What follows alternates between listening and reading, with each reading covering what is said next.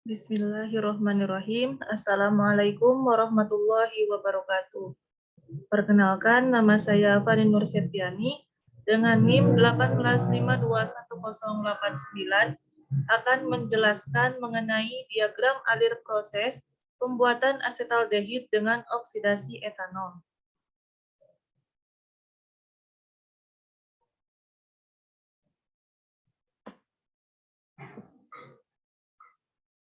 Kasus yang tersedia adalah sebagai berikut. Asetaldehid dapat dibuat dari etanol pada suhu 540 derajat Celcius dan tekanan 2 atmosfer. Reaksi yang terjadi adalah sebagai berikut. Reaksi pertama, CH3CH2OH ditambah setengah O2 menghasilkan CH3CHO plus H2O. Reaksi yang kedua, CH3CH2OH tambah O2 menghasilkan CH3COOH plus H2O. Reaksi yang ketiga, CH3CH2OH plus 5/2O2 menghasilkan 2CO2 plus 2H2O.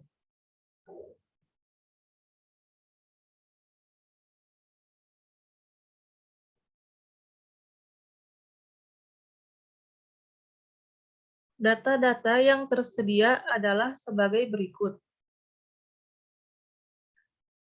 Reaksi terjadi pada reaktor fixed bed multitube yang berisi katalisator padat dan memiliki pendingin karena reaksi oksidasi sangat eksotermis dan menghasilkan panas. Oksigen yang dipilih adalah oksigen dari udara karena selain biayanya murah, dan juga mudah didapat. Udara mengandung 21% oksigen dan 79% N2. Titik didih normal dari komponen-komponen pada reaksi berikut ini dapat diurutkan sebagai berikut. CH3CHO memiliki titik didih 20 derajat Celcius. C2H5OH memiliki titik didih 78 derajat Celcius. H2O memiliki titik didih 100 derajat Celcius dan CH3COOH memiliki titik didih 118 derajat Celcius.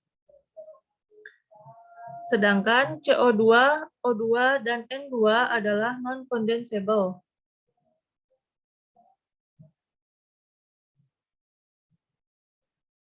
Berikut ini adalah diagram alir proses dari pembuatan asetaldehid dengan oksidasi etanol.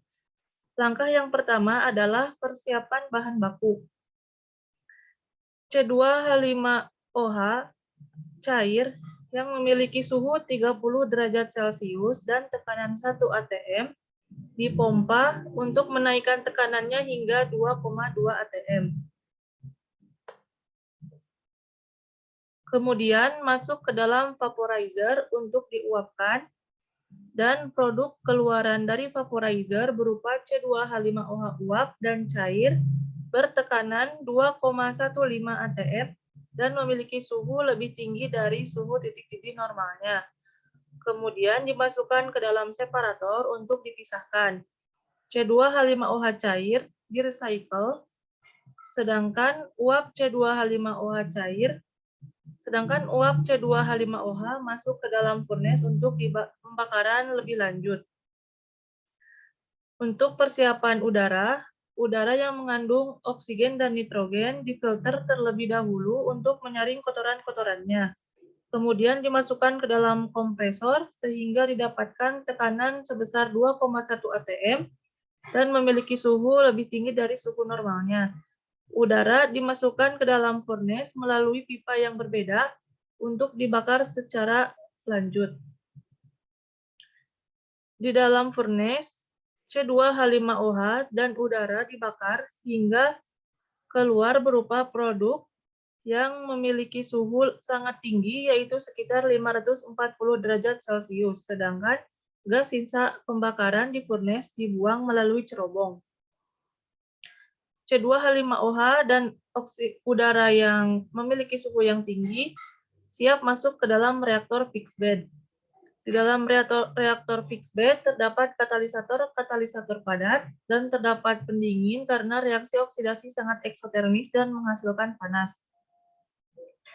Produk keluaran reaktor memiliki suhu 540 derajat Celcius dan tekanan 2 atm dengan komposisi oksigen sisa, nitrogen sisa, karbon dioksida, asetaldehid, etanol, air, dan asam asetat. Diurutkan berdasarkan titik didihnya. Kemudian produk keluaran reaktor dimasukkan ke dalam quencher. Di dalam quencher sendiri itu dilakukan pendinginan secara cepat. Produk keluaran dari quencher memiliki suhu lebih rendah dibandingkan dengan suhu dari keluar reaktor, yaitu suhunya kurang dari 540 derajat Celcius dan memiliki tekanan 1,9 atm. Produk keluaran quencher dimasukkan ke dalam cooler untuk melakukan pendinginan lebih lanjut. Setelah dari cooler, dimasukkan ke dalam absorber untuk penyerapan produk. O2, CO2, dan N2 tidak terserap sehingga dibuang melalui hasil atas absorber. Sedangkan produk yang terserap berupa asetaldehid, etanol, air, dan asam asetat memiliki suhu lebih rendah dan bertekanan 1,8 atm dan fasenya adalah cairan. Kemudian dimasukkan ke dalam menara distilasi 1. Asetaldehid dilambangkan dengan A, etanol dilambangkan dengan B, air dilambangkan dengan C, dan asam asetat dilambangkan dengan D. Pada menara distilasi pertama, produk yang dipisahkan adalah asetaldehid karena memiliki titik didih lebih rendah daripada produk yang lainnya, sehingga hasil atas memiliki komposisi sebagai berikut, yaitu asetaldehid dan sedikit etanol.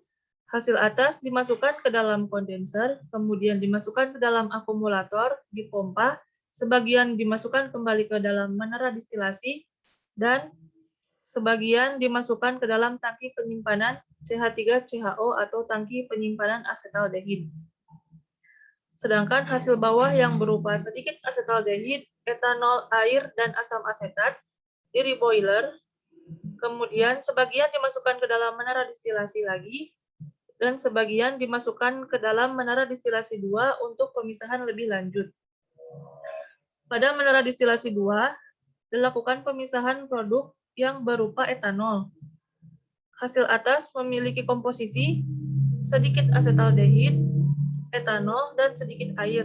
Dimasukkan ke dalam kondenser, kemudian dimasukkan ke dalam akumulator, dipompa, sebagian dimasukkan ke dalam menara distilasi lagi, dan sebagian di-recycle ke titik G, H, dan J untuk diproses lebih lanjut. Sedangkan hasil bawah menara distilasi 2 yang memiliki komposisi sedikit etanol, air, dan asam asetat dimasukkan ke dalam reboiler, kemudian sebagian dimasukkan ke dalam menara distilasi 2, dan sebagian lagi dipompa dan dimasukkan ke dalam menara distilasi 3.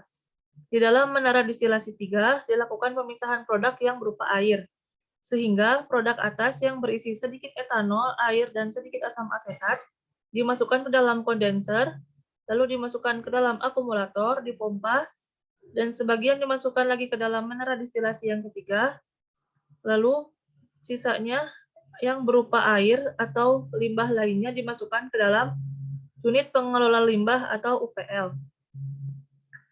Sedangkan hasil bawah menara distilasi 3 yang memiliki komposisi sedikit air dan asam asetat dimasukkan ke dalam reboiler, kemudian sebagian dimasukkan ke dalam menara distilasi 3 lagi, dan sebagian dipompa lalu dimasukkan ke dalam tangki penyimpanan asam asetat.